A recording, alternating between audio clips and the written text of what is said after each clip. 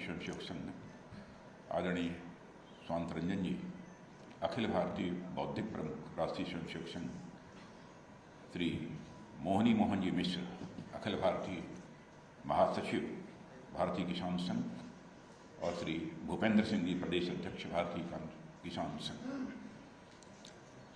सभागार में मौजूद मेरे सभी सम्मानित बहनों एवं भाइयों, जब मुझे इस बात की सूचना दी गई कि स्वर्गीय संगठा सिंह जी के व्यक्तित्व और कर्तृत्व को ध्यान में रखते हुए एक पुस्तक लिखी जा रही है और उस पुस्तक के विमोचन का कार्यक्रम, उस कार्यक्रम में आपको उपस्थित रहना है। मैं भी मूलतः संघ का ही स्वयंसेवक हूं। सामान्यतः संघ के आदेशों को मैं टालता नहीं हूं। व्यस्तता होने के बावजूद मैंने कहा कि चाहे जो कुछ भी होगा, मैं निश्चित रूप से कार्यक्रम में भाग लूंगा।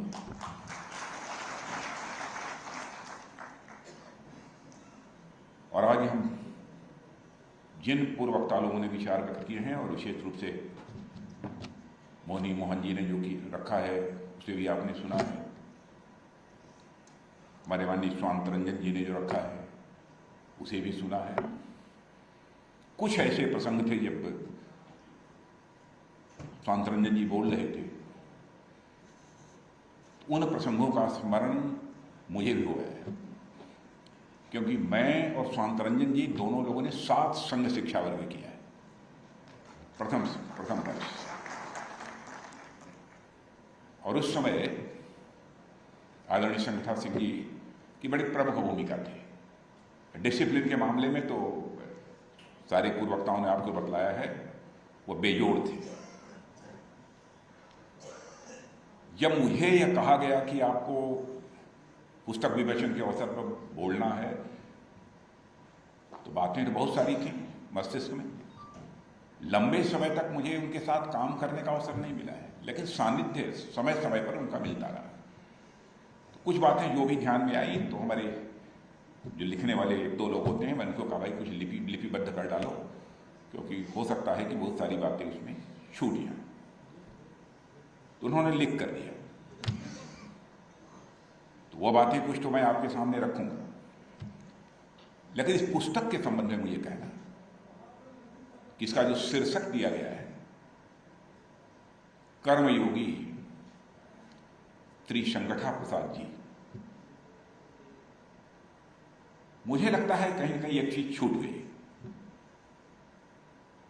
कर्मयोगी तो थे ही, वह निष्काम कर्मयोगी थे। कभी भी अपने जीवन में उन्होंने किसी फल की चिंता नहीं, निष्काम कर्मयोगी होना चाहिए था। साधारण, देखने में बिल्कुल साधारण सा व्यक्तित्व लगता था, कद काठी, कड़क आवाज। पर क्या पूछना, कड़क आवाज में भी अपनापन यह बिरले देखने को मिलता है। कोई ये कहे कि कदकाठी भी काफी अच्छी खासी थी, तगड़े थे, आवाज भी कड़क थी, उसमें अपनापन कैसे था? मेरा जो जीवन का अनुभव, उस आधार पर मैं कह सकता हूं, जो व्यक्ति मन का बड़ा होता है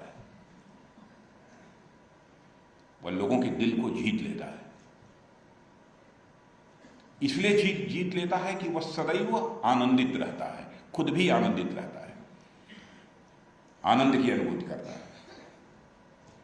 हमारे आदरणीय अटल बिहारी वाजपेयी जी कहा करते थे, छोटे मन से कोई बड़ा नहीं, छोटे मन से कोई बड़ा नहीं हो सकता, टूटे मन से कोई खड़ा नहीं हो सकता।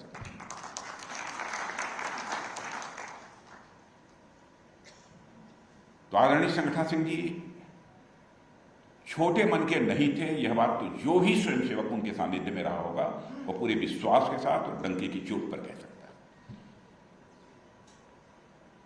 और मैं आप लोगों को बताना चाहता हूं, जो छोटे मन का व्यक्ति होता है वो आध्यात्मिक होता है। आध्यात्मिक होने का मतलब यह नहीं होता कि मंदिर में जाकर पूजा करना, मस्जिद में जाकर इबादत करना, गिरजाघर में जाकर सिजदा करना, यह सब करने वाला ही आध्यात्मिक नहीं होता। आवश्यक नहीं है कि वह आध्यात्मिक हो। जिसका मन बड़ा होता है वही आध्यात्मिक होता है। छोटे मन का व्यक्ति कभी आध्यात्मिक हो ही नहीं सकता है, भले ही वह दिन भर बैठकर पूजा करता। और जो बड़े मन का होता है, चूंकि मैं गणित का छात्र रहा हूं, मैथमेटिक्स का, इसमें गणित तो पढ़े लिखे कम से कम हाई स्कूल तक तो बहुत सारे लोग बैठे होंगे, भले ही किसी क्षेत्र में काम कर रहे होंगे। गणित में एक फार्मूला है,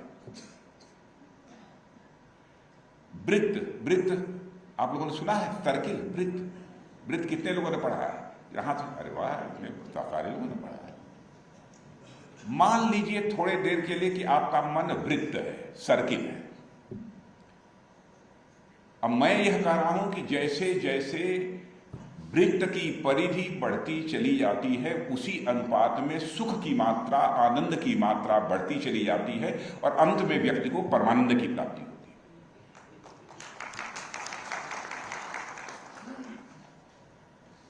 तो ठाकुर साहब का मन बड़ा था। अब इसको एक गणित का फार्मूला है, उस फार्मूला में कहना हो, अंग्रेजी में कहना हो तो कह सकते हैं कि circumference of man is directly proportional to the magnitude of sukh. Circumference of man is directly proportional to the magnitude of anand. Circumference of man is directly proportional to the paramanand. जिस आनंद की कोई सीमा नहीं है, जितना जितना मन, जैसे जैसे जिस रेशियो में आपका मन बड़ा होता चला जाएगा, उसी को परमात्मा की प्राप्ति होती है। छोटे मन वाले व्यक्ति को परमात्मा की प्राप्ति नहीं हो सकती। और मैं कह सकता हूं, संघा जी का पुनर्जन्म नहीं होगा।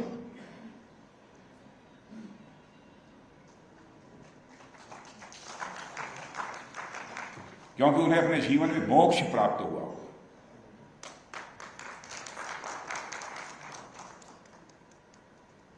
इसलिए पुनर्जन्म उनका नहीं होगा। जो काम उन्होंने अपने जीवन में किया, राष्ट्र धर्म के प्रति प्रतिबद्धता थी। राष्ट्र धर्म क्या है? कोई भी कह सकता है कि मैं अपने राष्ट्र धर्म का पालन कर रहा हूं, लेकिन सचमुच जिसे राष्ट्र धर्म कहते हैं, अब मैं परिभाषा थोड़ी सी कठिन हो जाती है, लेकिन सरल करने की उसे मैं कोशिश करूंगा। राष्ट्र धर्म है क्या? धर्म का मतलब समझते हैं मंदिर में जाना, पूजा करना, ये करना, वह करना, कायदे से नहाना, स्नान करना, पुस्तिका पढ़ना, ये सब सारी चीज होती है। धर्म यानी यही धर्म नहीं, धर्म का एक अंग हो सकता है, वही धर्म नहीं है। वैसे राष्ट्र धर्म भी है। कोई विधि, कोई विधान, कोई नियम, कोई परनियम, कोई क्रिया, प्रक्रिया किसी व्यक्ति की जो राष्ट्र के अस्तित्व की सुरक्षा की गारंटी देती है, उसे ही हम राष्ट्र धर्म कहते हैं। इसके साथ ही साथ जो राष्ट्र के जो विधि, विधान, नियम, परनियम, क्रिया, प्रक्रिया राष्ट्र के अस्तित्व की सुरक्षा के साथ साथ उसके परिपालन, माने वह मरने न पाए।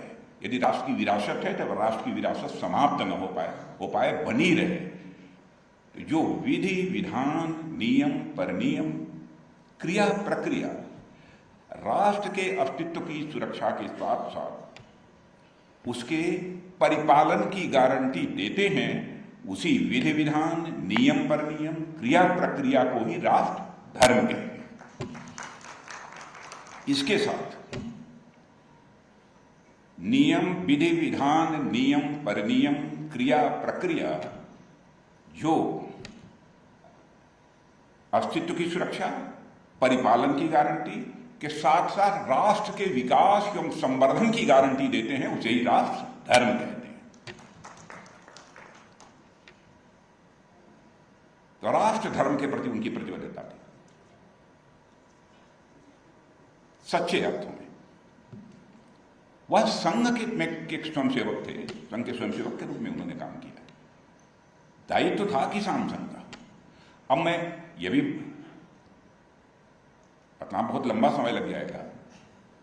किसान संघ में भी काम किया जो राष्ट्र के लिए किया। कैसे? किसान, कृषि है भारत की आत्मा है, यह सभी मानते हैं, बड़े से बड़ा नेता। किसान खुशहाल होगा तो सारा देश खुशहाल होगा, सही मानते हैं। ये बात तो बहुत लंबी जाएगी, लेकिन इस माध्यम से वो अपने राष्ट्र धर्म का निर्वहन कर रहे थे राष्ट्रीय स्वयंसेवक संघ में होते हुए, और राष्ट्रीय स्वयंसेवक संघ भी इसी काम को कर रहा है।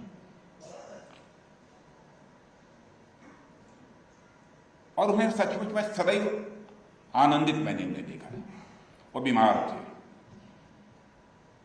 मैं भारत का कृषि मंत्री था, ये 2003 की बात है, 2002 या 2003 की बात है। तो मैं संघ कार्यालय पर यहीं लखनऊ में ही उनको आया था देखने, एक चिकित्सालय में, शायद मैं हॉस्पिटल में थे, मैं गया था, उनको पूरी तरह से समय स्मरण नहीं है। तो मैंने उनसे कहा कि नहीं, शायद कार्यालय पर थे।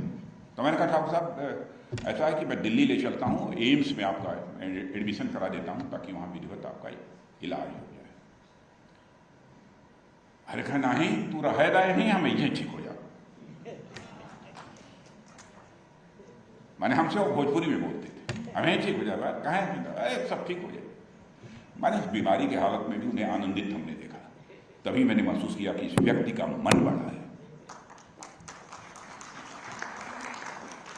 नहीं गए। तो मैंने उनसे पूछा ठाकुर साहब, अब मैं कृषि मंत्री बन गया हूँ, यहाँ से मुख्यमंत्री रहने के बाद जब मैं वहाँ गया तब कृषि मंत्री बना था, तो ये बताएं कि हमको करना क्या चाहिए, आपका बहुत अनुभव है। तो उन्होंने कहा करना क्या है, ब्याज दर कम करा। आप सबको याद होगा जो उस समय के 14 से लेकर 18% कृषि ऋण पर ब्याज हुआ करता था। तो मैं आदरणीय अटल बिहारी वाजपेयी जी भारत के प्रधानमंत्री थे, तो मैं शपथ लेने के कुछ ही दिन के बाद मैं उनके पास गया। मैंने कहा अटल जी, मेरा आपसे आग्रह है कि किसानों के कर्ज पर जो 14 से लेकर 18% तक का ब्याज लगता है, इसे कम करना चाहिए। कहा कितना कम करना चाहिए? अटल जी की जो स्टाइल थी उसमें मैं बोल नहीं पा रहा, कितना कम करना चाहिए? मैंने कहा ठाकुर साहब 4% कर देना चाहिए। 4%? तो वित्त मंत्री जसवंत सिंह जी हैं, आप उनसे बात करो, मैं उनको बतला देता हूँ। जसवंत सिंह जी को उन्होंने टेलीफोन किया। मेरे वहाँ से जाने के बाद जसवंत सिंह जी के यहाँ से थोड़ी ही देर के बाद मेरे पास टेलीफोन आता है कि राजनाथ जी, आप अटल जी से मिले थे, अटल जी ने मुझे कहा है कि कुछ आपने कहा है उनसे। मैंने कहा कुछ कहा नहीं है, मैंने कहा है कि ब्याज की दर कृषि ऋण पर कम होनी चाहिए। कहा कि तो क्या इसमें वित्त मंत्री हूं तो उससे काम नहीं चलेगा? इतने बड़े देश में किसानों के ऋण के ब्याज दर को यदि कम करना है तो आरबीआई के चेयरमैन अथवा जो भी आरबीआई के चेयरमैन का प्रतिनिधि होगा उसको बुलाना पड़ेगा। तो उन्होंने बुलाया, वित्त मंत्री जी ने बुलाया, और हमसे जसवंत सिंह जी ने, वित्त मंत्री थे, फाइनेंस मिनिस्टर, उन्होंने पूछा कि कितना चाहते हैं? तो मैंने सीधे सपाट भाषा में बोल दिया 4%। अब 2003 में 4% बहुत बड़ी बात थी। तब तुरंत वित्त मंत्री बोले, उसके पहले ही उन्होंने कहा कि जो अधिकारी थे आरबीआई के, रिजर्व बैंक ऑफ इंडिया के, उन्होंने कहा सर 4% हो जाएगा तब तो यह देश डूब जाएगा। बहनों भाइयों, मैंने कहा था मिस्टर चेयरमैन, यदि कृषि ऋण पर 4% ब्याज दर करने से यदि देश डूब जाएगा आपकी नजरों से, तो याद रखना जिस दिन किसान डूब जाएगा उस दिन दुनिया की कोई ताकत देश को नहीं बचा सकती। लगभग काफी घंटे, 1.5 घंटे तक बहस चलती रही। कुछ और फाइनेंस सेक्रेटरी वगैरह सब सारे अफसर आए, वित्त मंत्री उन्हीं के पास बैठे, चर्चा चलती रही। जाकर मामला बना था 8, 8.5%। 8.5% ब्याज दर पर उस समय से प्रारंभ हुआ था। 4% उस समय नहीं हो पाया था। एक कमीशन बना था किसान आयोग। तो मैंने ठाकुर साहब का जो ये आदेश था उसका पालन करने की जो हमारी एक तड़पन थी उसको मैंने बनाए रखा। और जब सोमपाल जी बने थे चेयरमैन, थोड़े समय के लिए, आप लोगों को याद होगा, कृषि आयोग के, तो मैंने उनसे कहा था कि सोमपाल जी 4% ब्याज रखिएगा, गड़बड़ मत करिएगा। तो उन्होंने भी कुछ, और सारे जो सेक्रेटरी थे ICR के, कोई RB सिंह या B सिंह कोई थे, उनको भी मैंने कहा 4% उस समय, बाद में जो रिकमेंडेशन आई किसान आयोग की, उसमें वह रखा गया था। तो एक ठाकुर साहब की देश के प्रति यह सोच थी। मैं सच बताऊं कि यह बात उन्होंने मुझसे कही थी कि इन सब सारे कामों को करना है। उसी समय किसान कॉल सेंटर भी प्रारंभ हुआ था। किसान कॉल सेंटर, कोई नंबर था, अब इस समय पता नहीं नंबर वही है, अब है किसान कॉल सेंटर की नहीं है? उसी समय प्रारंभ। टीवी, कृषि टीवी भी उस समय जब मैं कृषि मंत्री था उसी समय प्रारंभ हुआ। पता नहीं वो चल रहा है कि नहीं चल रहा है? चल रहा है। पता नहीं कैसे चल रहा है, भगवान जाने, लेकिन ठीक चल रहा है। तो ये जो कुछ भी काम थे सचमुच उसमें ठाकुर साहब का ही मार्गदर्शन प्राप्त था, और उसी कारण ये संभव हो पाया। और मैं कह सकता हूं ठाकुर साहब के बारे में कि लाखों कार्यकर्ताओं के प्रेरणा स्रोत थे। संघ शिक्षा वर्ग में, जैसा महेंद्र स्वामी जी ने बताया कि उनकी खड़ाऊ ही पहनते थे, खड़ाऊ ही रहती थी, जहाँ खट खट की आवाज़ बढ़ती थी, सब एकदम दोपहर को विश्राम का जो समय मिलता था सब खड़े हो जाते थे और अपनी तैयारी करते थे वहाँ जाने की। मुझे ध्यान है कि प्रचारक जीवन की जब शुरुआत हुई तो लोग बतलाते थे, मैंने तो मोटरसाइकिल पे देखा था, लेकिन लोग कहते थे पहले साइकिल पे बराबर चलते थे। और एक प्रसंग किसी ने बतलाया था उस समय मुझे कि किसान वो साइकिल की जब वो कुछ सफाई कर रहे थे या क्या कर रहे थे, तो किसी कार्यकर्ता ने आकर कहा कि ठाकुर साहब रहने दिए, साइकिल की सफाई मैं करा देता हूँ। तो ये भोजपुरी भाषा में उसको डांट को हटा दिया, पूरी साइकिल की सफाई वफाई सब ठीक ठाक करना स्वयं उन्होंने अपने हाथों से किया। माने धरती से जुड़ा हुआ व्यक्ति, माने कोई सामान्य बात नहीं है। हर व्यक्ति सुविधा चाहता है, लेकिन इसके आकांक्षी वो कभी नहीं रहे। जैसा मैंने कहा कि सदैव उन्होंने राष्ट्र धर्म का अपने जीवन में पालन किया है, और बीमारी का जिस डटकर मुकाबला किया, हंसते हंसते मुकाबला किया, और कैंसर भी मैं समझता हूं जिस तरीके से उन्होंने मुकाबला किया, कैंसर को भी लगा होगा कि हमारा पाला किसी से पड़ा है।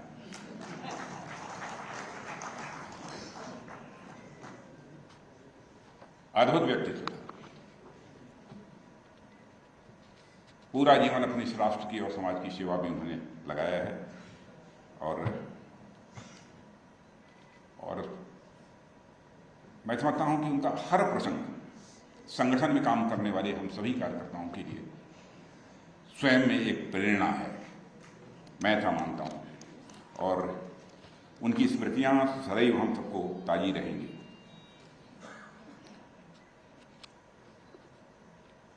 इस पुस्तक को थोड़ा सा और कुछ ठीक ठाक करने की जरूरत है। क्षमा कीजिएगा, सबका विमोचन हो गया, कहना नहीं चाहिए, लेकिन मुझे लगता है कि इस पुस्तक को ठीक ठाक करने की जरूरत है। तो ठाकुर साहब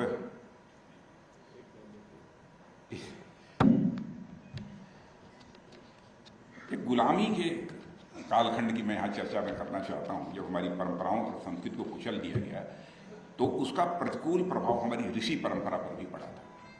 ये जो हमारे लिखने वाले हैं उनको हमने बतलाया था इस चीज़ को इसमें डाल देना, तो मैं पलट रहा था, जो हमारे लिए स्पीच उन्होंने तैयार किया है तो उसमें लिखा हुआ था, इस विलुप्त होती हुई राष्ट्रीय चेतना का पुनर्जागरण करने के लिए 19वीं सदी में एक वैचारिक आंदोलन चला था। आप लोगों ने जिस अध्ययन किया होगा तो मालूम होगा, जिसमें कई महापुरुषों का बड़ा ही योगदान रहा है। इनमें स्वामी दयानंद सरस्वती, स्वामी विवेकानंद, प्राचीन, और ये सब प्राचीन ज्ञान परंपरा को फिर से जगाने का काम इन लोगों ने किया था। जैसा कि आप लोग भी जानते होंगे कि स्वामी विवेकानंद ने एक बार कहा था कि मेरे जैसे 100 युवा भी मुझे मिल जाएं तो भारत में बड़ा परिवर्तन हो जाएगा, ये स्वामी विवेकानंद ने कहा। अब दुर्भाग्य से स्वामी विवेकानंद अल्पायु में चले गए, मगर उनके विचार करोड़ों करोड़ों भारतवासियों के भीतर एक नई प्राण वायु आज भी फूंक देते हैं। और राष्ट्र का निर्माण करने के लिए जो विचार और उसका विस्तार करने की जो आवश्यकता थी, उसे हमारे आद्य सरसंघ चालक डॉक्टर केशव रावलिया जी हैदराबाद को भी अनुभव हो रही थी उस समय। और इन्हीं विचारों से प्रेरित होकर उन्होंने विजयादशमी के दिन 1925 के नागपुर में राष्ट्रीय स्वयंसेवक संघ की स्थापना की। किसान संघ भी संघ का ही अनुसांगिक है, प्रचारक परंपरा का वहीं से प्रारंभ हुआ था। और राष्ट्रीय स्वयंसेवक संघ की स्थापना के भी यहाँ जो बैठे हैं हम सभी लोग संघ के स्वयंसेवक हैं। 100 वर्ष हम लोगों के पूरे हो चुके हैं। मेरे पास भारत की ऋषि परंपरा को बढ़ाने वाले और राष्ट्रीय स्वयंसेवक संघ से जुड़े प्रचारकों की एक लंबी अच्छी खासी जो फहरिस्त है। और मैं मानता हूं कि उसी ऋषि परंपरा में, श्रेष्ठ ऋषि परंपरा में यदि किसी का नाम लिया जा सकता है तो स्वर्गीय संकटा प्रसाद जी का। संघ ने जो तैयार किए हैं, जो एक ऋषि परंपरा जो चली आ रही है, और अपने हर दायित्व को, चाहे कितनी भी बड़ी चुनौती क्यों ना आ गई हो, बहुत सहजता और सरलता के साथ उन्होंने उसका निर्वाह किया है। एकात्म मानववाद, अब आप लोग एकात्म मानववाद जानते हैं? आप लोग इसमें ये कितने लोग बैठे हैं? हाथ उठाइए। अरे काफी लोग जानते हैं। हम समझते थे कि हम ही जानते हैं।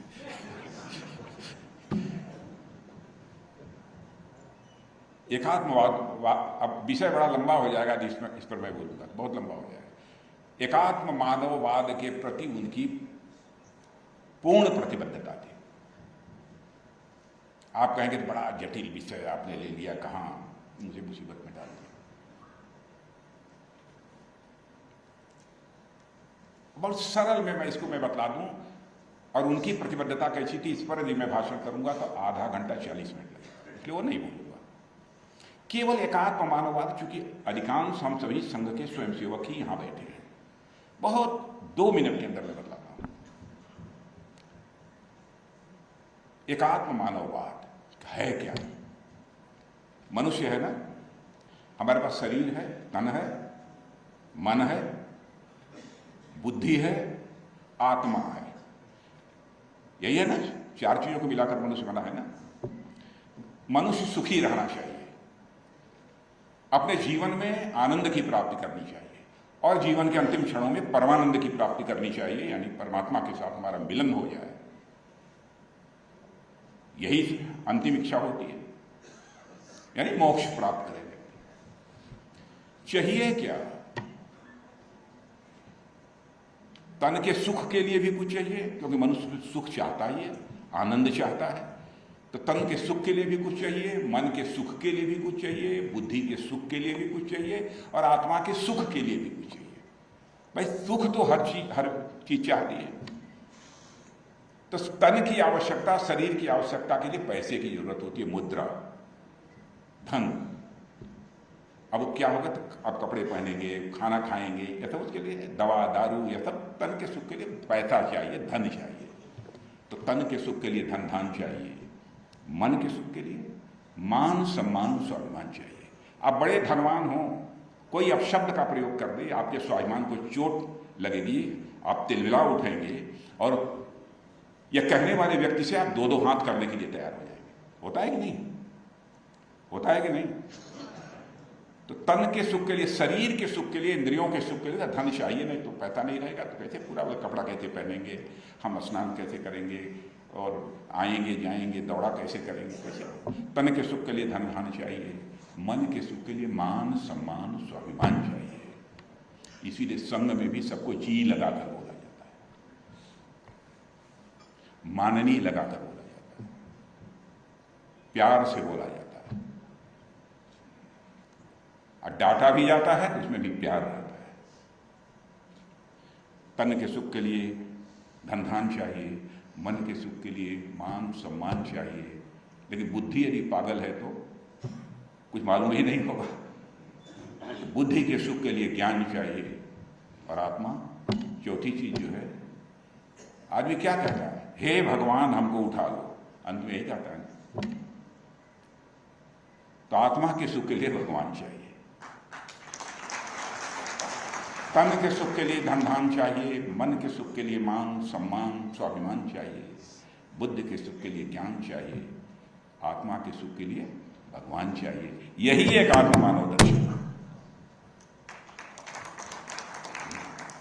इसी के प्रति प्रतिबद्धता जो है राउत साहब की पूरी रही है। और उनका मानना था कि कृषि समस्याओं का समाधान इंपोर्टेड सोल्यूशन से नहीं हो सकता, आयातित जो विचार हैं कृषि के संबंध में, उससे कृषि क्षेत्र की समस्याओं का समाधान नहीं हो सकता। और जब आपको याद होगा कोऑपरेटिव फार्मिंग, सहकारी खेती की जब बात हो रही थी बड़े जोर शोर से, पहले हमारे संगठन ने सहकारी खेती का विरोध किया था, पंडित दीनदयाल जी उपाध्याय ने भी कोऑपरेटिव फार्मिंग, सहकारी खेती का उन्होंने विरोध किया था, क्योंकि ये बहुत सफल हो नहीं पाती। और पंडित दीनदयाल जी उपाध्याय ने तो साफ तौर पर यह कहा था कि सहकारी खेती से न केवल देश में बेरोजगारी का संकट खड़ा होगा, बल्कि देश के लोकतंत्र के लिए भी हानिकारक सिद्ध होगा। यह बात पंडित दीनदयाल जी उपाध्याय ने भी कही। लेकिन एक बार हाइपिनेस टैक्स लगाने की बात चली थी एग्रीकल्चर के ऊपर, उस समय भी हमारे संगठन ने इसका विरोध किया था। और मैं समझता हूँ कि आर्थिक समृद्धि के लिए बड़ा मंत्र जो पंडित दीनदयाल जी उपाध्याय ने हम लोगों को दिया था, और उसी मंत्र के आधार पर ही हमारे जितने भी संघ के कार्यकर्ता हैं और किसान संघ में विशेष रूप से लगे हुए कार्यकर्ता वो काम करते रहे। और ठाकुर साहब की प्रतिबद्धता उसके प्रति ही हर हाथ को काम और हर खेत को पानी। अब पता नहीं अभी चलता है कि नहीं, लेकिन यह था। और भारतीय किसान संघ में तो हृदय स्वर्गीय दत्तोपंत जी ठेंगड़ी का भी इतना बड़ा कंट्रीब्यूशन रहा है, उससे भी हम सब अच्छी तरह परिचित हैं।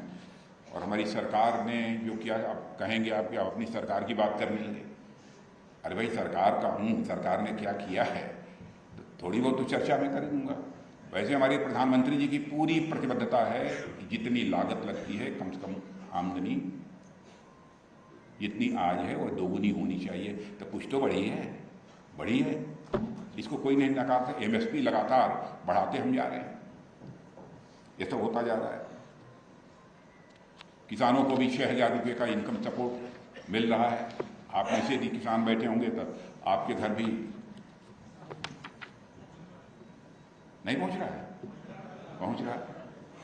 और एक पैसा कोई काट नहीं सकता, पूरा का पूरा पैसा। आपको याद है, मैं किसी पार्टी की आलोचना नहीं करता हूं और मैं किसी भी प्रधानमंत्री की आलोचना नहीं करता हूं, भले ही मैं भारतीय जनता पार्टी हूं, क्योंकि मैं मानता हूं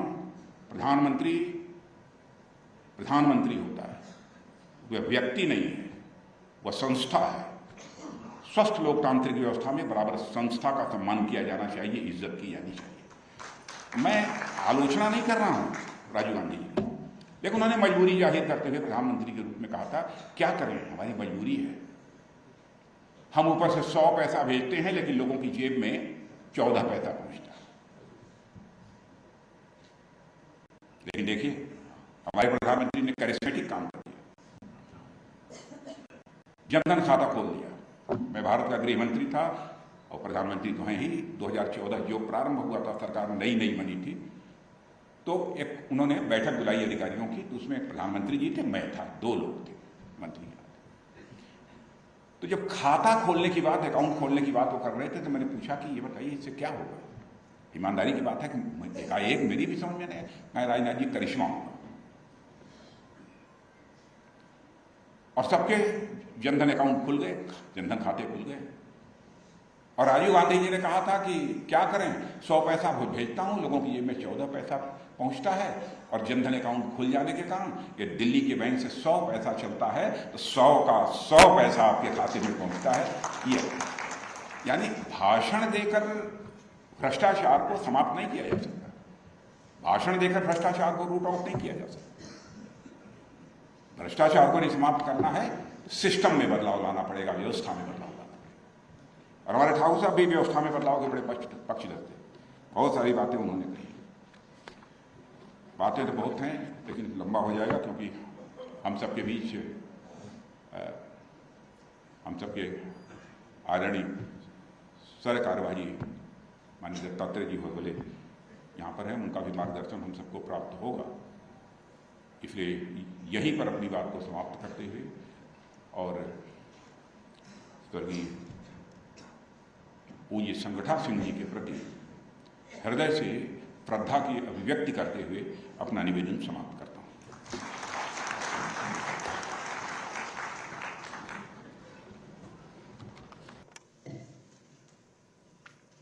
हमारे बीच संघ के वरिष्ठ प्रचारक आदरणीय श्री रामाशीष जी भाई साहब उपस्थित हैं। इसके बाद माननीय सर दादाजी का उद्बोधन होगा। आदरणीय सर।